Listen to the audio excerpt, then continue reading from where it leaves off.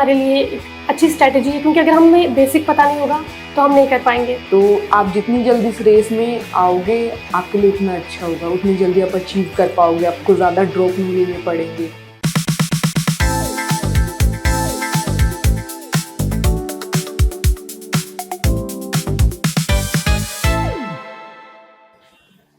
So welcome all of you to this podcast, and today I have two amazing nursing officers, Rinki and Kanika, and we'll dive deep into their lives, and we'll try to see what they want to do in life, how they have reached here, and what's waiting for them in future.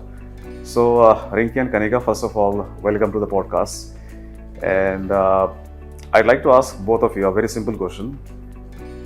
Nursing ही क्यों? Why nursing? Sir, to be honest, I was trying for the NEET, but due to some reasons, crack नहीं हुआ. That's why I choose nursing and then continue with nursing. Sir, मेरे cousin already BSc nursing कर रहे थे, तो मैं उनसे बहुत मोटिवेट हुई, क्योंकि उन्होंने मुझे काफ़ी इंटरेस्टिंग एनाटॉमी वगैरह ये सब चीज़ें बताई, तो मुझे बहुत इंटरेस्टिंग लगा, इसलिए मैंने नर्सिंग चूज़ किया। ओके, तो वो कब आपने पहली बार सोचा कि ठीक है, कितने साल पहले कि मुझे नर्सिंग ऑफिसर के एग्जामिनेशन के लिए प्रिपेयर करना है? सर, जब मैं कॉलेज में थी तो फर्स्ट ईयर में कॉलेज में मतलब हमारे टीचर्स जो थे वो भी नॉर्सेट का एग्ज़ाम देते थे, तो उन्होंने कहा कि अभी से प्रिपरेशन करो, एमसीक्यू वगैरह सॉल्व करो, और उन्होंने कुछ बुक्स भी हमें रेफ़र की थी, जैसे टारगेट हाई वगैरह। तो सर उस टाइम से माइंड में था कि नॉर्सेट एग्ज़ाम देना है। सेम हियर कि हमारे टीचर्स जितनी भी फैकल्टी होती है वो ऑलरेडी कॉम्पिटिटिव एग्ज़ाम दे के वहाँ तक आए होते हैं, तो फर्स्ट ईयर में वो गाइड करते हैं कि ऐसे ऐसे आप प्रिपेयर कर सकते हो नोसेट के लिए। तो उन्होंने डिफरेंट एग्ज़ाम्स के बारे में बताया, तो इसलिए फिर नोसेट के बारे में वहाँ से हमें आइडिया हुआ कि नोसेट एग्ज़ाम कंडक्ट। ओके, तो वहाँ से पुश मिला आप लोगों को? Yes sir. अदरवाइज एक इंसान में ये भी होता है ना कि भाई ठीक है, जॉब चल रही है, सैलरी आ रहा है, ये भी तो काम ही है, चल ही रहा है, ये मेहनत वाला पार्ट क्यों करे कोई, राइट? तो आपके लिए सबसे बड़ा इंस्पिरेशन कौन है लाइफ में? जैसे होता है ना, कई बार हमारे घर में ही होते हैं इंस्पिरेशन कि आप जो भी कर रहे हैं हम किसी के लिए करते हैं, तो आप जो भी मेहनत कर रहे हो आप किसके लिए कर रहे हो? जैसे कि मैं बता देता हूँ, मैं जो भी करता हूँ वो अपनी मदर के लिए करता हूँ, बस I want to make her happy. Because जब भी मैं कुछ अचीव करता हूँ लाइफ में, तो सबसे ज़्यादा जो खुश होता है हमारे घर में माँ है। तो वैसे आप किसके लिए, मतलब आप इंस्पिरेशन कौन है आपका? सर, पेरेंट्स ही हैं, क्योंकि मैं मेरे घर पे सबसे बड़ी हूँ, तो मेरे पेरेंट्स ने मुझे हमेशा सिखाया कि जैसा तो करेगी वैसे तेरे छोटे बहन भाई भी तुझसे सीखेंगे। तो मुझे मेरी लाइफ में कुछ अच्छा करना था, ताकि वो लोग एक्चुअली मुझे मोटिवेट हो पाएँ, और वो हो भी रहे हैं कि हाँ दीदी ने अच्छा किया तो हम भी अच्छा करेंगे। तो मेरे लिए इंस्पिरेशन मेरी फैमिली ही है। सर सेम, पेरेंट्स के लिए ही किया। तो आई थिंक ये बहुत जेनरिक क्वेश्चन है और इसका आंसर भी बहुत जेनरिक है। Yes sir. 99% लोग यही आंसर देंगे। अच्छा, तो ठीक है, मतलब आप लोगों ने जब सोचा कि भी ठीक है हमको नॉर्सेट की तैयारी करनी है, तो पहले आपके दिमाग में आया क्या कि मैं ऑफलाइन करूं, ऑनलाइन करूं? ऑफलाइन मतलब सब कुछ छोड़ के एक जगह जाके, वो भी अपने आप में एक बहुत बड़ी मशक्क़त है, अलग नई जगह में जाके रहना, सब कुछ करना, राइट? तो आपने क्या सोचा इस बारे में कि भाई मुझे ऑफलाइन जाना चाहिए, ऑनलाइन जाना चाहिए? सर बेसिकली ये था कि फर्स्ट ईयर में जैसे हमें पता चल गया था नोसेट के बारे में, तो जो हमारे कॉलेज के टीचर थे वो हमें गाइड करते थे कि आप ना स्टार्टिंग से ही ट्राई करना। फॉर एग्जांपल सर, हम पास डीयू के जितने भी कॉलेजेस हैं हम सब पास आउट हो जाते हैं जुलाई में, एंड सितंबर में एग्जाम होता है। तो हम सबका टारगेट ये होता है कि सितंबर वाले को हम क्रैक करके एंड उसमें ही सीट ले ले, ताकि हमें एक ड्रॉप ना लेना पड़े। तो फिर उसी के अकॉर्डिंग हम अपनी स्ट्रैटेजी बनाते हैं। मैंने ऑनलाइन स्टार्ट किया था। मैंने टू बी ऑनेस्ट मैंने सारी नर्सिंग की कोचिंग से ट्रायल क्लासेस ली थी, फिर मैंने एनएनएल को चूज़ किया था, एंड थर्ड ईयर के मिड से मैंने स्टार्ट कर दिया था एनएनएल। Okay, online. सर, मैंने मेरे कजिन से सजेशन ली थी, और कुछ टीचर्स से भी और सीनियर से भी, तो सबने कहा कि एनएनएल बेस्ट है। और मैंने मेरी थर्ड ईयर में स्टार्टिंग कोचिंग स्टार्ट करी थी थर्ड ईयर के एंड में, और मैंने वहाँ से सारी ऑनलाइन क्लासेस ले ली। और जब मेरी ऑनलाइन क्लासेस सारी मतलब मेजर सब्जेक्ट्स की खत्म हुई और मेरा कॉलेज भी खत्म हो गया फोर्थ ईयर, देन मेरे पास टाइम था 3-4 मंथ्स का गैप मिलता है, क्योंकि हमारा जो रजिस्ट्रेशन नंबर है वो थोड़ा लेट आता है, तो एक गैप हो जाता है। इसलिए मैंने सोचा कि मैं कंटिन्यू करने के लिए ऑफलाइन ज्वाइन कर लेती हूँ। तो मैंने यहाँ पे येलो स्फायर बैच ज्वाइन किया और मैं यहाँ आई, तो मतलब मेरा मेजर सब्जेक्ट्स ऑलमोस्ट कंप्लीट थे, तो यहाँ पे मेरा रिवीजन बहुत अच्छा हुआ और बहुत अच्छी स्ट्रैटेजीज पता चली, इसलिए मुझे ऑफलाइन ज्वाइन किया और मुझे अच्छा भी लगा। तो मेरा ऑनलाइन और ऑफलाइन दोनों एक्सपीरियंस है। नाइस। तो जब आपने ऑनलाइन शुरू किया, पहला सब्जेक्ट कौन सा देखा था आपने? सर पहला तो मैंने नेट में फिजियो देखा। नेट में फिजियो देखा था आपने?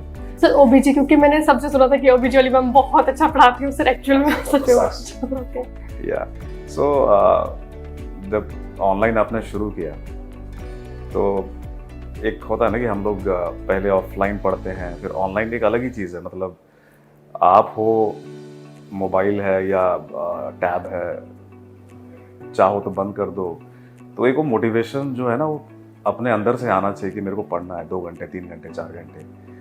तो वो मोटिवेशन आपको था या शुरू में आप जो 10 मिनट देखा फिर बंद कर दे भाई छोड़ो? सर एक्चुअली जब भी हम क्लासेस लेते थे ना ऑनलाइन क्लासेस, तो फिलहाल तो कभी ऐसा फील ही नहीं आया कि हम ऐसे ऑनलाइन पढ़ रहे हैं, क्योंकि ऐसा लगता था कि हमसे सर ऐसे आई कांटेक्ट हो रहा है और हम पढ़ रहे हैं। और जब हम क्लासेस लेते थे तो टीचर्स मैक्सिमम मोटिवेशन मतलब पढ़ाते तो थे पर मोटिवेट भी बहुत करते थे, और उनके मोटिवेशन से लगता नहीं थोड़ा और पढ़ ले, एक और वीडियो देखने, अगर टाइम है तो एक और वीडियो, मतलब बहुत मोटिवेशन मिला है। वीडियोज़ के बीच बीच में बहुत सारा मोटिवेशन मिलता है।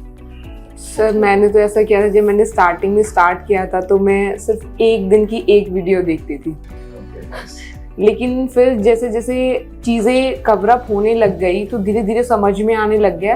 देन फिर मैंने अपनी एक प्रॉपर स्ट्रैटेजी बनाई कि हर एक सब्जेक्ट को मुझे कितना टाइम देना है, एंड मैं मैक्सिमम कोशिश करती थी कि मेरा फिक्स हो कि मेरे को एक दिन में सिर्फ 2 लेक्चर देखने हैं, फिर रिविजन करना है, फिर MCQ सोल्व करना है।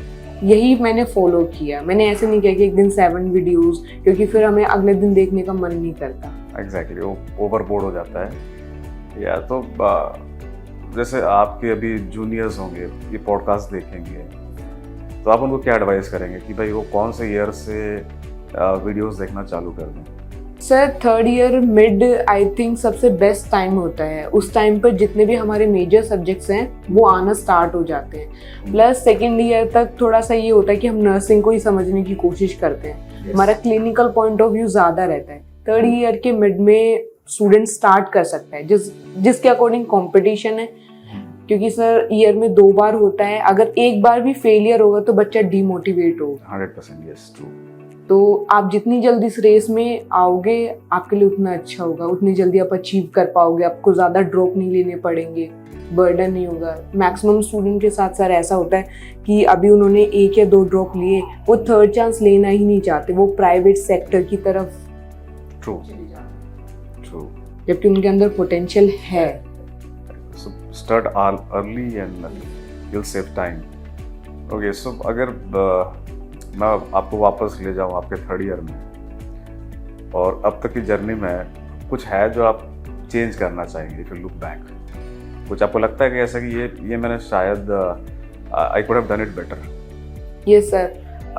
जैसे मैं स्टार्टिंग में थोड़ा सा, जैसे 3rd ईयर में मैंने स्टार्ट किया, मैं बता रही हूँ मैं 1 लेक्चर देखती थी।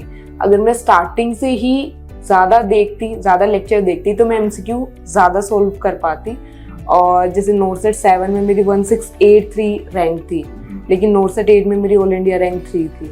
तो वो इतना डिफरेंस सिर्फ MCQ और रिवीजन, क्योंकि अगर आपके पास नोट्स होंगे तो आप रिवाइज कर पाओगे और MCQ प्रैक्टिस कर पाओगे। कहने का आप कुछ चेंज करते हैं अपने अप्रोच में? सर मैंने भी स्टार्टिंग में सिर्फ वीडियोस ही देखी और MCQ मैंने बहुत लेट स्टार्ट किया, क्योंकि मेरे माइंड में था कि एक बार मैं थ्योरी क्लियर कर लूँ और फिर उसके बाद MCQ पे जाऊँ। बट मैं मेरे जूनियर्स को ये सजेस्ट करूँगी कि थोड़ा बहुत बेसिक तुम कॉलेज में भी पढ़ते हैं तो हम MCQ स्टार्टिंग से ही कर सकते हैं। ये मैंने बहुत लेट स्टार्ट किया था MCQ प्रैक्टिस। ये गलतियाँ होती हैं यूजुअली बच्चों में। और एक MCQ से हम भागते इसलिए भी हैं कि हमें लगता है यार गलत होगा तो मेरा मोरल डाउन हो जाएगा। पर समझना ये होता है कि जब MCQ हम गलत भी करते हैं ना तो उससे भी हम सीखते हैं। आपने देखा होगा कई बार हम MCQ गलत करते हैं, फिर आंसर देखते हैं कि ये आंसर है, तो वो जो पॉइंट है ना वो दिमाग में चिपक जाता है, बस स्टिक कर जाता है वो पॉइंट MCQ सॉल्व करने से। अच्छा, तो दूसरा आप लोग ये मॉक टेस्ट देते थे? Yes sir. मॉक टेस्ट, तो मॉक टेस्ट कब देना चालू किया? सर जैसे थर्ड ईयर में मैं वीक में एक देती थी, जो हमारा आता था वीक में प्रीलिम्स का एग्जाम, जैसे जिन भी स्टूडेंट्स का होने वाला होता था तो संडे को आता था प्रीलिम्स का, सर वही देती थी मैं। उसके अलावा मैंने कोई मतलब कॉलेज लाइफ में नहीं दिया मॉक। अच्छा, तो मॉक टेस्ट जब आप देते थे, पहला मॉक टेस्ट याद करो जब आपने दिया था, सारे क्वेश्चंस मन लगा के कर पाए थे?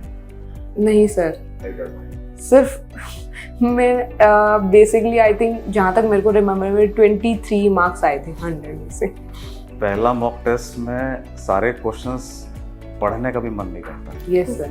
भाई बैठो तो लगता है कि कैसे करे खत्म हो ये बस। सो ग्रेजुअली कम से कम आपको भी मेरे ख्याल से लगा होगा 4 से 5 मॉक टेस्ट लगते हैं कि भाई हम पूरे क्वेश्चंस पढ़ लें एक बार कम से कम और ध्यान दे के आंसर करें ग्रेजुअली। तो मॉक टेस्ट आप लोग रिव्यू करते थे मॉक टेस्ट को? Yes sir. हाँ सर, मॉक टेस्ट रिव्यू करते थे। अच्छा, तो जब रिव्यू करते थे और उसमें अपनी गलतियों को निकालते थे और उसको फिर आप अगले मॉक टेस्ट में अप्लाई कैसे करते थे उसको? सर मैंने तो उसके लिए यही किया था, जब मैं प्रॉपर मॉक टेस्ट देने लग गई थी तो अपनी एक नोटबुक बनाती थी, जिन पॉइंट्स को मैं हमेशा गलत करती थी तो वो मैक्सिमम मेरा चांस होता था कि मैं एग्जाम में भी उन पॉइंट्स को स्किप कर सकती हूँ, छोड़ सकती हूँ, या जैसे फॉर एग्जांपल कोई वैल्यू है तो मेरे को याद नहीं रहेगी तो मैं उसको नोट डाउन कर लेती थी।